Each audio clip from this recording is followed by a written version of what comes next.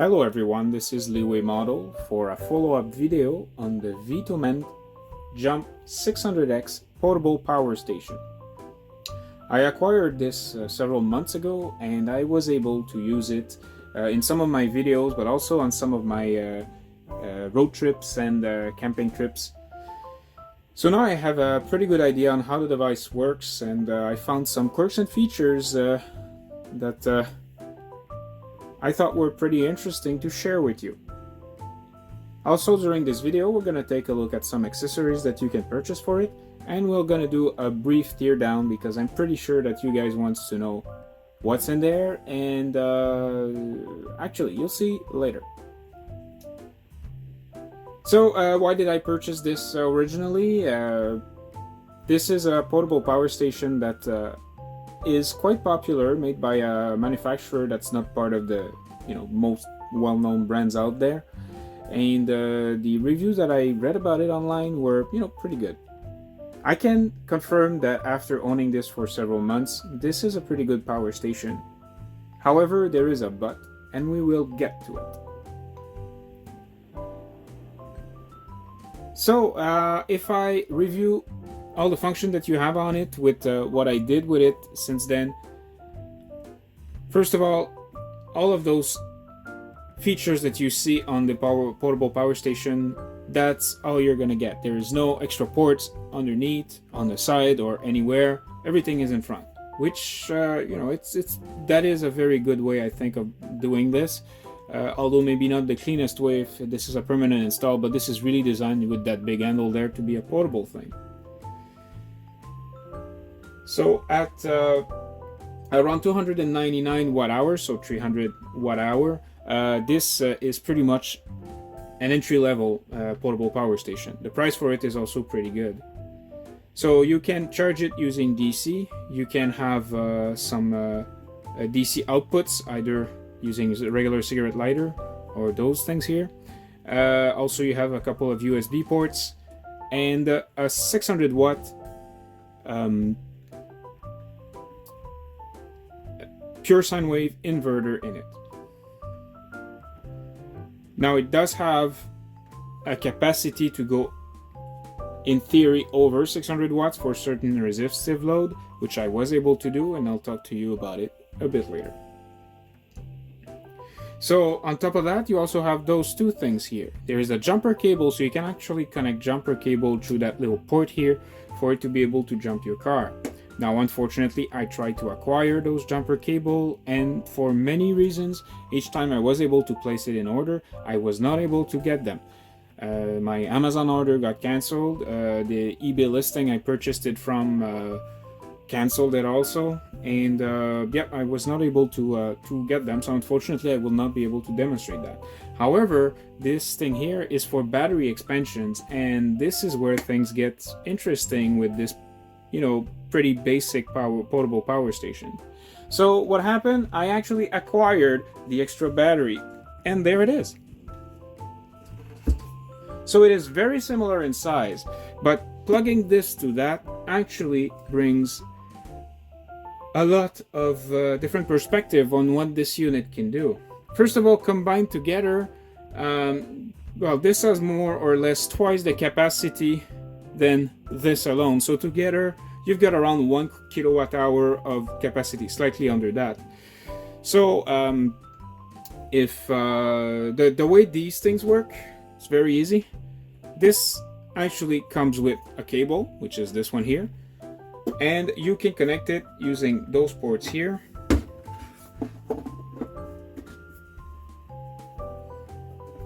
And then you just connect it like this, and there you go. All of them are connected. Now the whole computer in there manages the whole thing. A couple of interesting things I would like to point out. When I say that it becomes one device, it really does, because if right now the way this thing is made, if it's just by itself, it's going to tell you how much battery there is in there. If I plug the other one, it automatically queries what's in there, and you see right now it's at 87%. So this one here, as you can see, it's not all the way to 100%. I discharged it on purpose for a little demonstration. Now, the idea behind this is that this extra battery, the way I figured that they have designed it, this is designed to, let's say, stay fixed somewhere or in a place where you're not necessarily going to move it around. If you're going on a road trip, if you're going camping, okay, you would leave this in the car, and then if you need this outside for whatever reason, if you want to charge your phone right beside your table or something, you can just unhook it and you go with it. Now, why am I saying this? They have a very clever way of managing power between those two devices. So,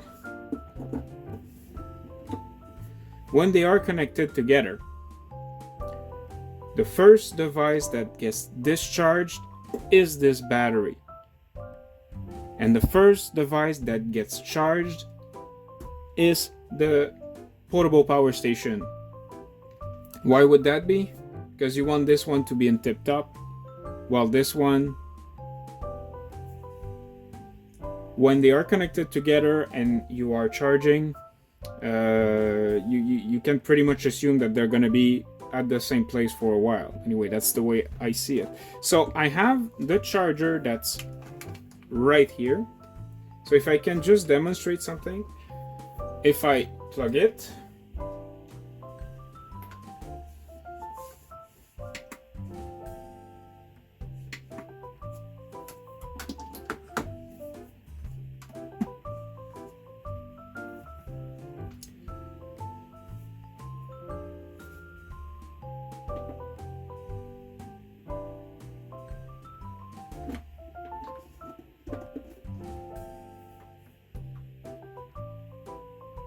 so right now, because my battery here is at 100% already, here you can see that it is charging.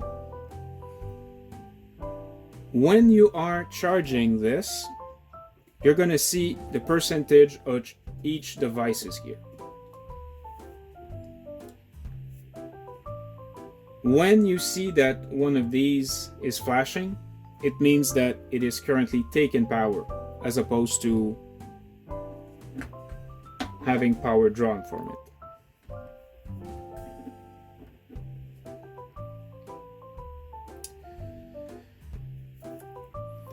As you are seeing right now, this battery here is at 100%. This battery here is slowly charging. And you have this here that flashes to say that it is taking power as opposed to delivering power.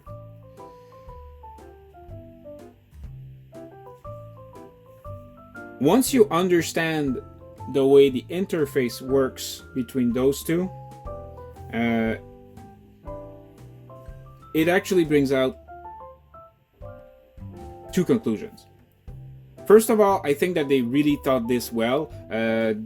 The idea that this is always considered the portable one, whereas this one here is more of a fixed one, can be, seen in several ways. One of the first thing I can say is that this is lighter than that, although they are exactly the same size. You're talking about 6.5 kilograms for this, or around 15 pounds, versus the other one that is actually, I think, something like 17 pounds. So it's actually heavier. Now, one thing that surprised me is that this device here has about half the capacity of the extra battery. And yeah, some of this could be, because there are some electronics in there. However, if you put them, side by side, they are the exact same size. And actually, you can swap certain parts between the two. So talking about swapping stuff, talking about size, pretty sure you might be interested to see how it's built inside. Now, I would not recommend that you do it on your side. First of all, because this is still quite a lot of electricity in here. I'm gonna do it on camera, but I'm not gonna go all the way to the individual cells. I'm gonna go to a certain place where we can actually see what's going on inside. The construction of these is actually pretty interesting because there's some clever designs that was in there. So let me disconnect this.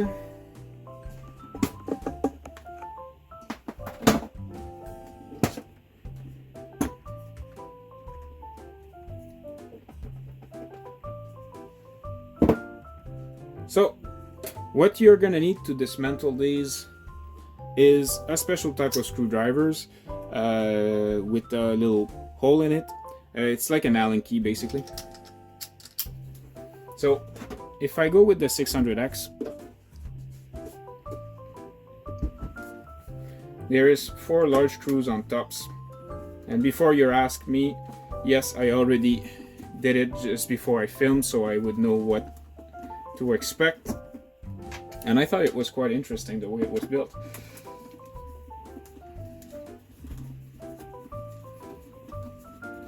So while I'm doing this, one of the first things that I wasn't sure I liked when I purchased this, I thought it was a bit, a bit flimsier. You see, if you touch the plugs, if you see the things moves around a bit. So I didn't like that, but when you see how it's constructed, it's easy to explain.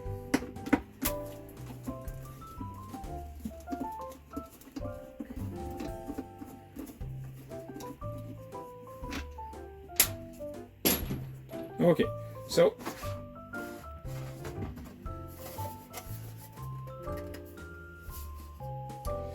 there it is. I will not be touching what's in there because again, there's capacitors, there's many things that could potentially hurt me quite a bit. However, just for demonstration purposes and just for you to be able to see how it is made,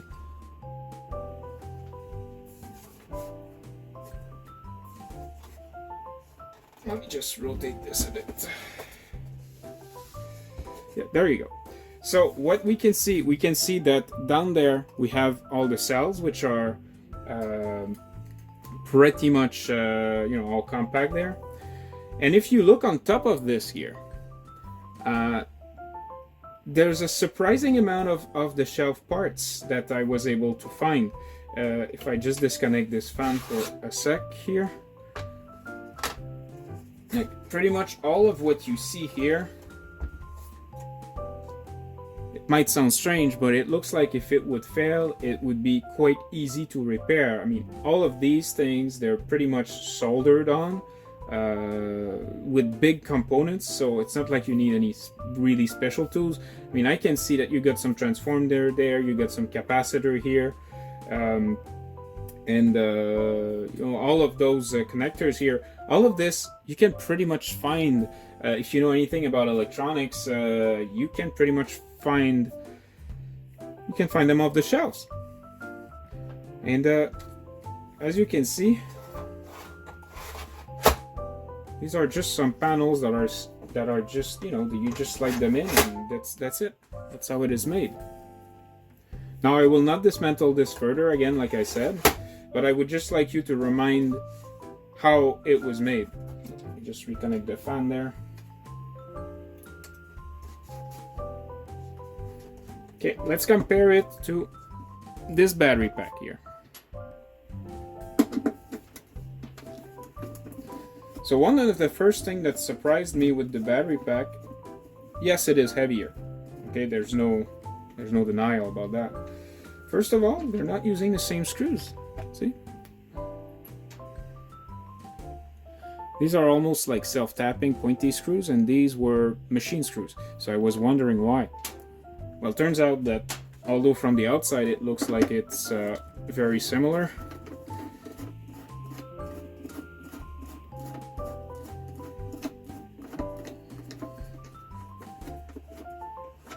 the inside has some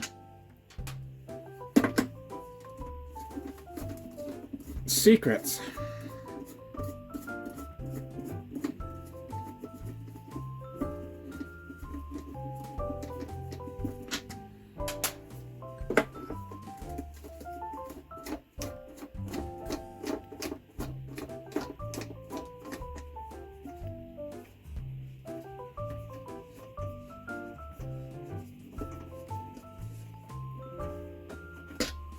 Here we go.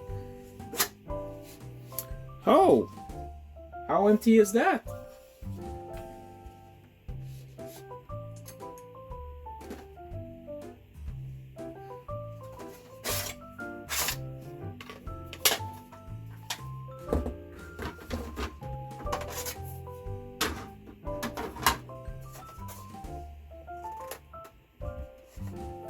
So the front panel, actually, you can also disconnect it. I'm not gonna do so because, again, I told you I'm not gonna go too far, like farther than I really need to for this. But first of all, I'd like you to point or to see that, you know, we have some plastic case around the device for the actual power station, but for the battery we're talking about aluminum, and this is not where everything ends. Like, if I show you, this is the cover, this is the undercover actually of the power station itself. If you look at the battery here, you got a lot more metal in there, and that would explain why you're using machine screws as opposed to plastic screws that is present on the power station. One thing I was asking myself, there's no fan in there, there's nothing, right? It is very, very simple. So you may be tempted to ask yourself, you got all that free space. See that free space here, that there's nothing. So they could have actually packed more stuff in there, and they decided not to. My guess is that this is because of a manufacturing process. They wanted to use as much part as possible between the two, and maybe it would impair the ventilation on it. So anyway, I thought that this was quite clever.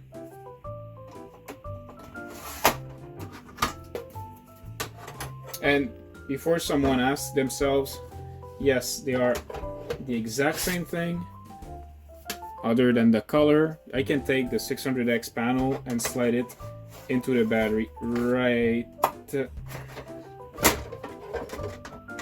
here. Okay, so this is something that you can do.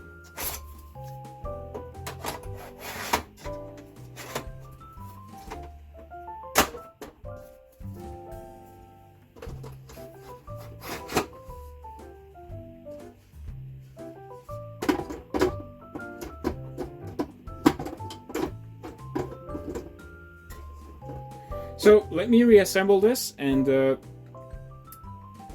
I've got a couple of other things I'd like to mention about those. I'll be right back. Okay, for this demonstration, I have connected my Jump 600X to a coffee machine. This coffee machine is rated at 1200 watts. Now, this portable power station has an inverter that supports a maximum of 600. What I'm trying to show here is that there is a special function inside of it that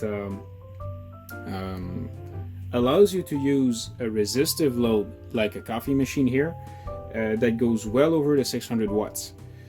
At first, I thought it could be an issue with sensitive electronics because the way that they are achieving this, they're actually not going over 600 watts. They are lowering the voltage to crank up a bit the amperage so that the device here thinks that it has the appropriate amount of watts, but so it's actually playing around with electricity. So I would not recommend using this with any sensitive electronics because you could have some very funky results, or a compressor or something like that. But for a resistive load like a coffee machine, that is perfectly fine. It's just that it's going to take longer. So what I'm going to do, I'm going to turn it on and brew it and watch what happens.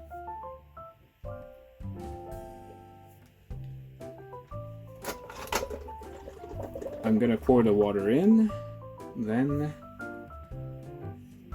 once this is done, so here, look at the amount of watts that there is. So right now it's slightly over 600. It's working as intended. Again, this coffee machine is rated at 1200 watts.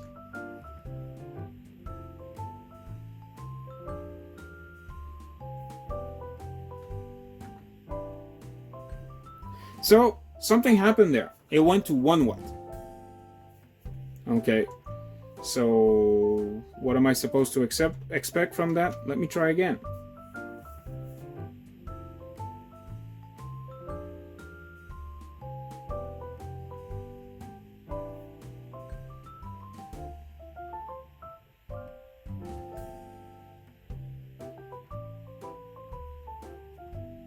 So it's still showing 600 watts.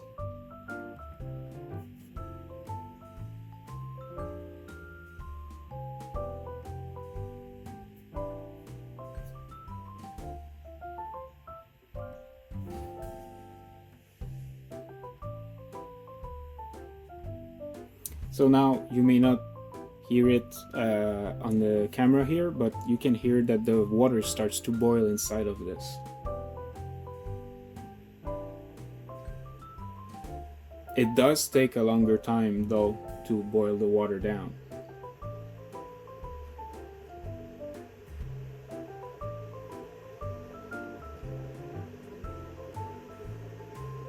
But it's boiling.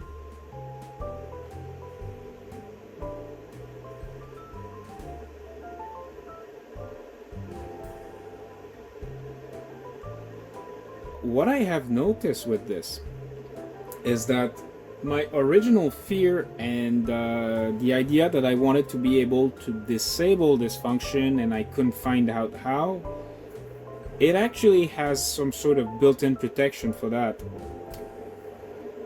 So the first time it reaches over 600, then what's gonna happen is that it will cut out like you just saw. And now this time it boiled the water. You can see the wattage slowly dropping right now. That's because the water getting boiled and now it's getting poured inside my coffee cup here. So that is actually some pretty good thinking. So I guess that if you have anything sensitive plugged to it while it cuts out the first time, you know that you shouldn't either be doing this or that perhaps you should disconnect it before you proceed. So as you can see, I have water that is pretty hot, and if you want to have a proof of this, right now it is at around 60 Celsius.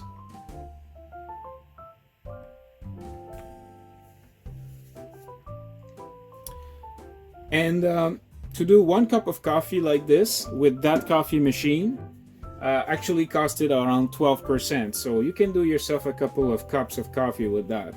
Now bear in mind, this is just a portable power station. If you have the extra battery connected to it, then things are different.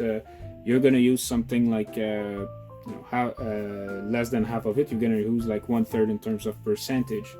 So you can actually make yourself 3 times as more cups of hot drinks like this. Now on to the next test.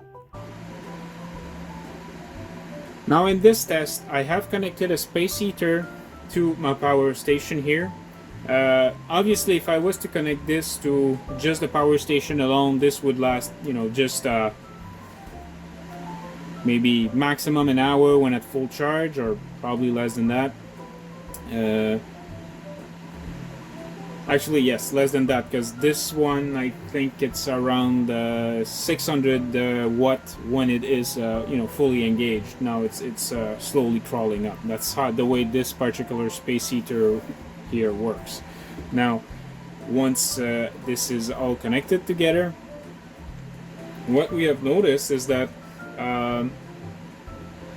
when both are connected together, after around 10 minutes, the fan on the inverter here will start to kick in.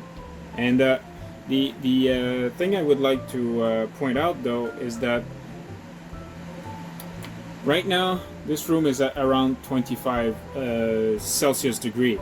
Now if I have them plugged with the cable that comes with it, that cable actually is slowly heating up. See, right now I just scanned it. It is at 30 degrees and it's gonna stay around this, so this cable will actually get hotter. That is considering that the portable power station here is drawing near maximum capacity, and while doing so, the cable, well, they're drawing power, and it's not that big of a cable there. I don't think this is dangerous, but I just noted that the temperature of the cable itself is heating a bit. So this is something that you can expect. So in both of those tests that I just did, I wanted to really push this device to its limit. And as you can see right now, we did all of this in real time. Both devices together have the equivalent of about, give or take, 1 kilowatt hour combined. So bear that number in mind. 1 kilowatt hour, that's obviously 1,000 watt hour combined.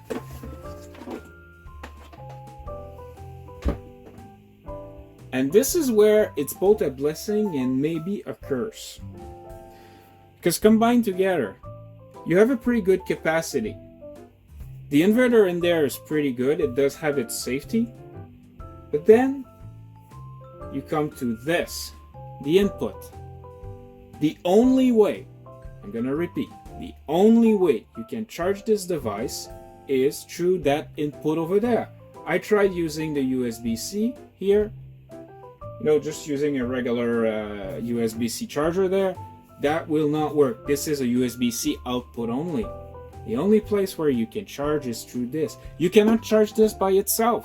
So you cannot just go around with this while this is being plugged in and charging. You cannot do that. You need to go through there. And the problem with this, you can either go with this, the power brick that comes with it. You can also go with the regular, cigarette lighter in your car. And no matter how you charge this, you are limited around 90 to 100 watts, even if you're using a solar panel. This to combine together is about 1 kilowatt hour. So if you can only charge at 100 watt, and it has a total of around 1,000, it's a bit less than that, but let's just take that for a picture. So that means that to charge this together, it takes around 10 hours from empty, and that is very, very long. It would not be a big issue if you could plug this by itself and keep, just charge it. The fact that it only charges around 100 watt could be a limitation for some people, but it's also for you to decide. If this is not a problem for you, let's say that you're using this to go, camping, and then you're just gonna, be in the outdoors for the weekend, and then want to make yourself a couple of cups of coffees, maybe some toasts, maybe charge your, GPS, cell phones, or cameras, and then come back on the Sunday. If you don't plan on charging this during your trip, it won't matter, because when you're back, you just leave it there, and then it's gonna charge eventually. There is so much good stuff about this power station that the charging speed should not be the only factor that you consider unless this is important for you. As an example, I think it's the overall design, the modular construction that you saw, I think it's brilliant. And just the way that you have access to all those plugs up front here. Here you have, yes, the input, then you have the output. Nothing is in the way of something else. If you've got some of the bigger, power supply like this, or any of the weirdly shaped big box that you see, you can put them and they don't interfere with each other. That may not look like something that is, deal breaker for most people, but when I made my review about those Bachmann 4410 shunters on DCC, well, this is the only power station actually that I own that was able to have both of these power supplies plugged in at the same times. Even the Blue Eddy B3A wasn't like that. So that's a good thing that you have enough space. The only thing though, and this is also something I found out while doing that other review, if you want to be able to plug an external battery, don't use one of these here, because you can see it's going on top of that wire there. But beside this, this is a power station that I highly use. It is a very it's decently well made. It is very versatile, and it's quite straightforward to use. And that big handled hair, it makes it one of the easier one to carry on a long run, as opposed to one of the smaller handles you have on most of the power station around. So good ergonomics concerning the overall placement of the different outputs. The screen, it's not bad, but I do think that the Blue Yeti and the EcoFlow screens are better. They're easier to understand. But I mean, it fits the bill, as in, like, you do understand what it does. And once you sort of figured out, okay, when things are flashing, it means that power goes up. When things are not flashing, it means that power is slowly going down. The integration with the battery is great, because I mean,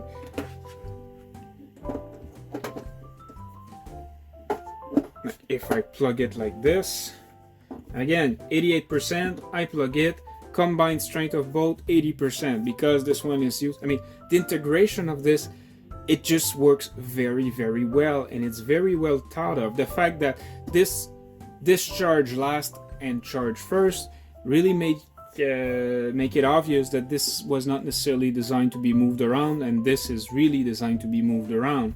Now, if you are using just the portable power station by itself, it is fully usable.